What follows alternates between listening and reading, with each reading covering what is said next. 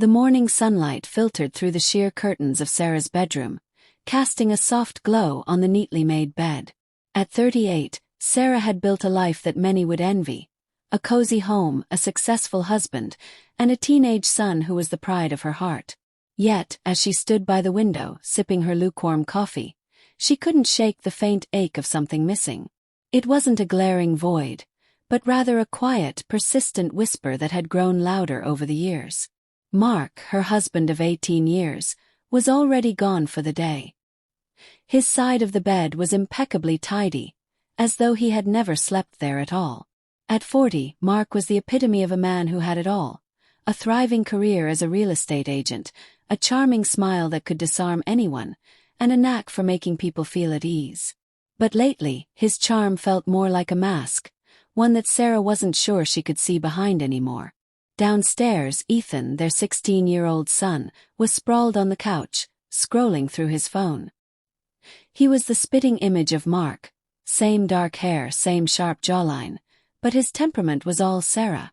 Thoughtful, observant, and fiercely loyal, Ethan had always been the glue that held their little family together.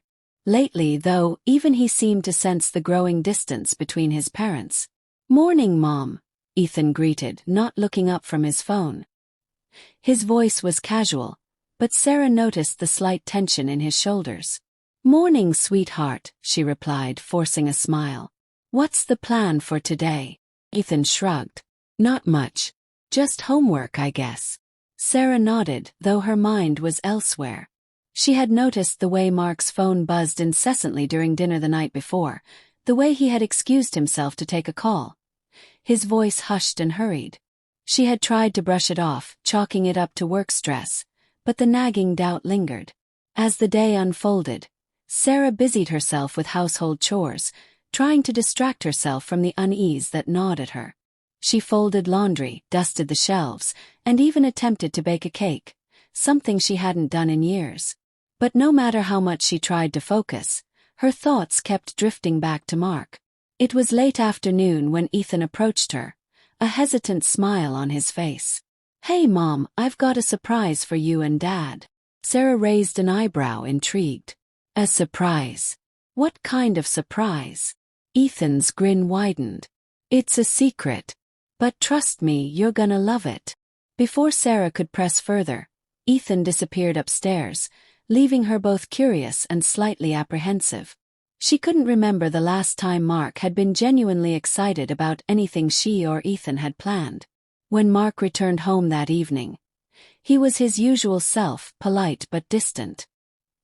He kissed Sarah on the cheek, asked Ethan about his day, and then retreated to his study, claiming he had work to finish. Sarah watched him go, her heart heavy with unspoken questions. Dinner was a quiet affair, the clinking of cutlery the only sound breaking the silence. Ethan, however, seemed unusually animated, his eyes darting between his parents as though waiting for the perfect moment to reveal his surprise. Finally, as they finished dessert, Ethan cleared his throat. "So, I've been thinking," he began, his voice tinged with excitement. "Next weekend is your anniversary, right? Well, I planned something special. A weekend getaway, just the three of us. I found this amazing cabin in the woods, and I thought it'd be a great way to, spend some time together." Sarah's heart swelled with pride and gratitude. "Ethan, that's so thoughtful of you," she said, her voice trembling slightly. Mark, however, looked less enthused. "A cabin? In the woods?" he asked, his tone laced with skepticism. Ethan's smile faltered, but he pressed on. "Yeah, it's really nice. I thought it'd be a good way to relax and, reconnect." Mark sighed, running a hand through his hair. "I don't know, Ethan. I've got a lot of work coming up and—" "Mark," Sarah interrupted, her voice firmer than she intended. "It's our anniversary, and Ethan went through all this trouble. Can't we at least try?" For a moment, Mark looked as though he might argue, but then he nodded reluctantly. "Fine. We'll go." Ethan's smile returned, though it didn't quite reach his eyes. "Great. I'll take care of everything." As the evening wore on, Sarah couldn't shake the feeling that something was off. Mark's phone buzzed again, and this time, she caught a glimpse of the screen as he quickly silenced it. The name Claire flashed briefly before disappearing, sending a jolt of unease through her. Later, as she lay in bed, staring at the ceiling, Sarah replayed the day's events in her mind. Ethan's surprise, Mark's reluctance, the mysterious text. It all felt like pieces of a puzzle she wasn't sure she wanted to solve. The cabin was everything Ethan had promised. Cozy, secluded, and surrounded by towering pines that whispered in the breeze. The air was crisp, carrying the faint scent of wood smoke and earth, a stark contrast to the sterile familiarity of home. Sarah stood on the porch, clutching her mug of tea, and tried to let the tranquility of the setting soothe her frayed nerves. Mark had been quiet during the drive. His attention divided between the road and his phone. Every time it buzzed, Sarah felt a pang of unease, though she couldn't pinpoint why. Ethan, seated in the back, had tried to lighten the mood with jokes and anecdotes, but even his efforts couldn't dispel the tension that hung heavy in the air. Now, as they unpacked their belongings, Sarah noticed the way Mark avoided her gaze. His movements stiff and deliberate. It was as though he was bracing himself for something, though she couldn't imagine what. "Mom, check this out," Ethan called from inside the cabin, his voice brimming with excitement. Sarah stepped inside to find him standing by the fireplace, holding up a box of marshmallows and graham crackers. "I thought we could make s'mores tonight," he said, grinning. "That sounds perfect," Sarah replied, forcing a smile. She glanced at Mark, who was setting down his suitcase with a sigh. "What do you think, Mark? S'mores by the fire?" He shrugged, his expression unreadable. "Sure, whatever." The dismissiveness in his tone stung, but Sarah chose to ignore it, focusing instead on Ethan's enthusiasm. Together, they gathered firewood and set up the fireplace, the crackling flames casting a warm glow over the room. As the evening wore on, Sarah tried to engage Mark in conversation, but his responses were curt, his attention constantly drifting to his phone. Finally, unable to bear the silence any longer, she excused herself to the kitchen, claiming she needed more tea. It was there, as she stood by the counter, that she heard it, the faint buzz of Mark's phone, vibrating on the table where he had left it. Her heart raced as she glanced over her shoulder, ensuring she was alone. Then, driven by a mix of curiosity and dread, she picked up the phone. The screen lit up with a notification. "I miss you, babe. Can't wait for next week." Sarah's breath caught in her throat, her fingers trembling as she unlocked the phone.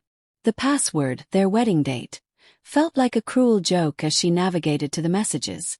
What she found there shattered her world. Explicit texts, intimate photos, and plans for future meetings, all exchanged between Mark and a woman named Claire.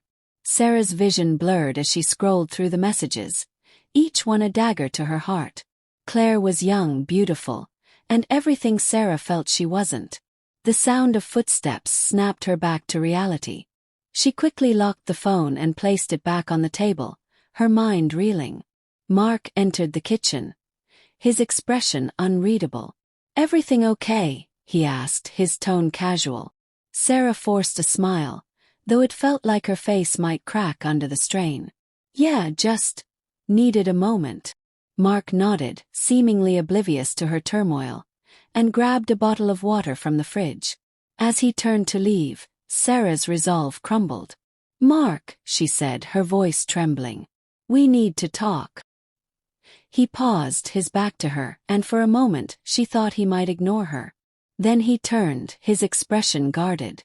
"What about?" Sarah took a deep breath, steeling herself. "I saw your phone.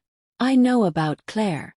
The color drained from Mark's face, his carefully constructed facade crumbling in an instant. "Sarah, How long?" she interrupted, her voice breaking.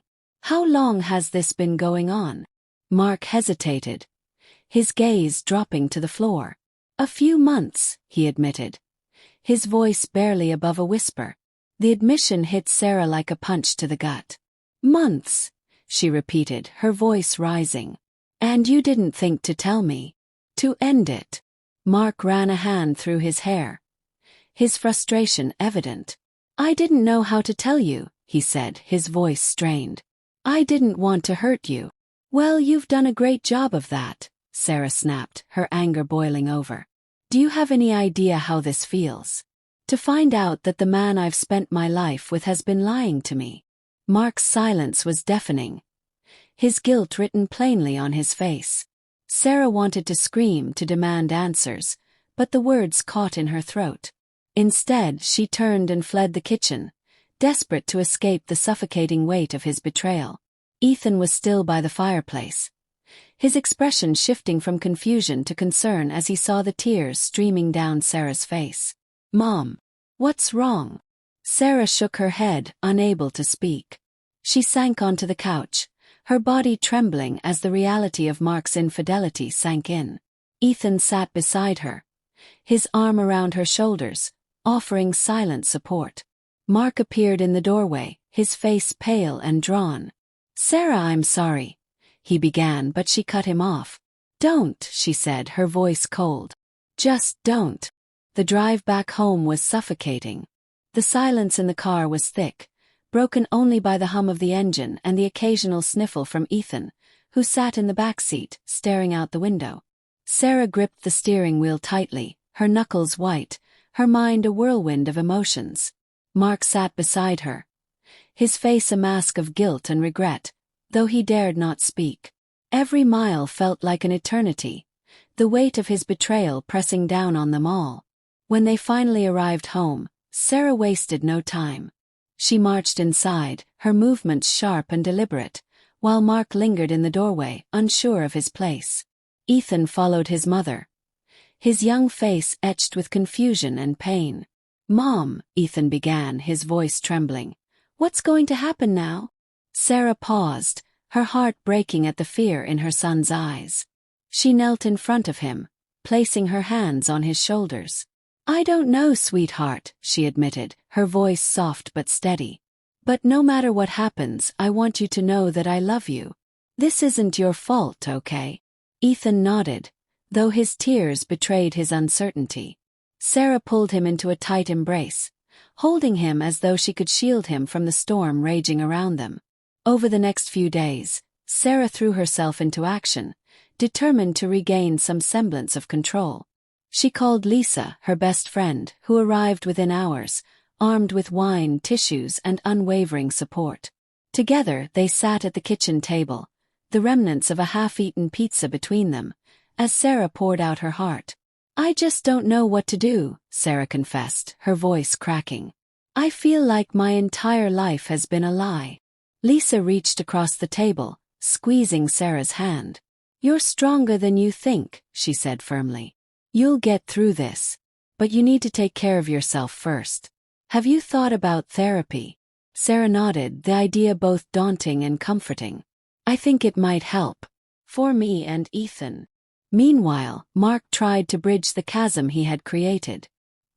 He left voicemails, sent texts, and even wrote a letter, each one filled with apologies and promises to change. But Sarah wasn't ready to listen. Every word felt hollow, a desperate attempt to undo what couldn't be undone. One evening, as Sarah sat on the porch, wrapped in a blanket, Mark approached her cautiously. Can we talk? He asked, his voice tentative. Sarah hesitated, then nodded. Talk. Mark sat beside her, his hands clasped tightly. I know I've hurt you, he began, his voice thick with emotion. And I know I don't deserve your forgiveness. But I want you to know that I'm willing to do whatever it takes to fix this. I'll go to counseling, I'll end things with Claire. Whatever you need. Sarah stared at him, her expression unreadable. Do you love her? She asked, her voice quiet but firm. Mark shook his head vehemently. No. It was a mistake, Sarah. Stupid, selfish mistake. You're the one I love. You and Ethan. Sarah looked away, her eyes filling with tears. I don't know if I can trust you again, she admitted. And I don't know if I can stay in a marriage where I'm constantly wondering if you're being honest with me. Mark's shoulders slumped, his guilt palpable. I understand, he said quietly. But please don't make any decisions yet. Just give me a chance to prove myself. Sarah didn't respond, her silence speaking volumes. In the weeks that followed, Sarah focused on rebuilding her life.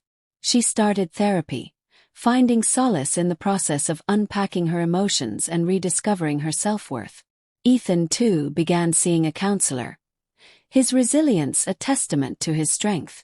Mark kept his distance, respecting Sarah's need for space, but his presence lingered in the small gestures. A bouquet of flowers left on the doorstep, a text checking in on Ethan, a handwritten note expressing his remorse. One afternoon, as Sarah sorted through old photo albums, she came across a picture from their wedding day.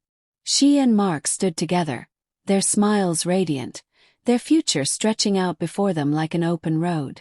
Tears filled her eyes as she traced the edges of the photo, the memory bittersweet.